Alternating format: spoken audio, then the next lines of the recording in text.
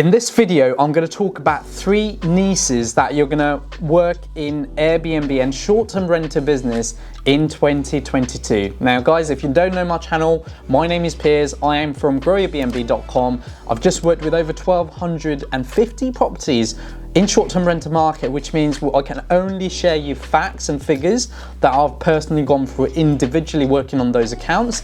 But more importantly today, I want to prepare you guys for 2022. Now, these are the things that, if you're a new starter, you'll probably find it a little bit more interesting.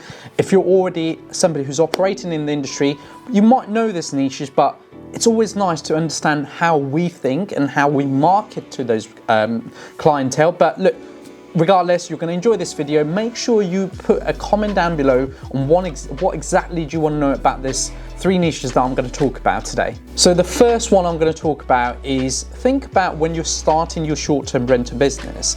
What location are you attracting? And the first clientele you want to attract is relocation clients. Now, I've worked with different companies, short-term rental brands in the UK, who have named their company as something relocation. Now, one of the biggest reasons they were doing that was actually they've gone through a mentorship, which they've been told to do so, but more importantly, that word relocation is going to be attracting some relocation clients. The biggest challenge people face in this niche is they do not know how to market to a relocation clients. Now, relocation at the moment in the UK market, we've got a lot of people coming from Hong Kong. So we've got a massive opportunity right now for relocation from Hong Kong. We've got people within the UK relocating from one job to the other, hence why they're moving into different part of the location. But also people are buying houses in different places, and when they're in a chain, to break their chain, they're selling their house, they're going into short-term rental properties, and then they're buying a house or completing in that house. So that's the first niche. Now, what I want to take away from today's video is I want you to now think, where do you think your relocation clients are currently looking at? Now, the second niche I'm going to talk about is contractor market. Now, our industry is heavily spoken and led by contractor business. One of the things with contractors, and I've learned over the last few years, is yes, they have changed their booking behaviors. Where it used to be OTA, now they're looking at direct. Now, if it's direct, where exactly are they looking at? Now, again, this video, I want to just put in a constant that we have gone through, I could probably go over hundreds to hundreds of contractors in our clients account myself, and I have always asked them one little thing is actually, why did they choose that specific platform? What was the reason behind it? What kind of guest behavior did they have, right? In terms of how further out did they book you in? Was it far in advance, or did they book you in the last 10 days? And that niche of the market, when you invest in, now think about when you're getting a property. If you're getting a 1-bed apartment and you say, well, Piers, actually, I want to work with a contractor market, just think about the bed settings, right? Now, if you've got a double bed, the chances are you're very unlikely to get a contractor on a 1-bedroom apartment with a double bed, because actually your nightly rate's going to be out of their budget.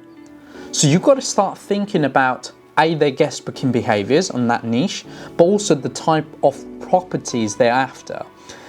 A perfect example, and I found it very well, was zip and link beds. If you're new to this industry and you kind of don't know how zip and link bed works, is you kind of zip it, make it into a king, you zip out, and it actually turns into 2 single. Now, just having that feature in your property business, in your short-term rental business, will allow you to attract different types of clientele, right? Now, this is where, again, think about this way.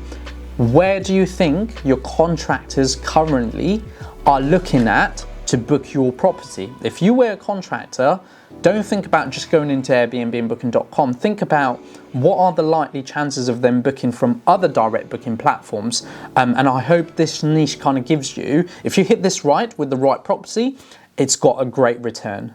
Now, the last clientele, which I love in summer months, and I think knowing how I've worked with clients who's already got locations like Brighton, Bournemouth, these are locations for holiday leisure, right? Which means it can turn seasonal.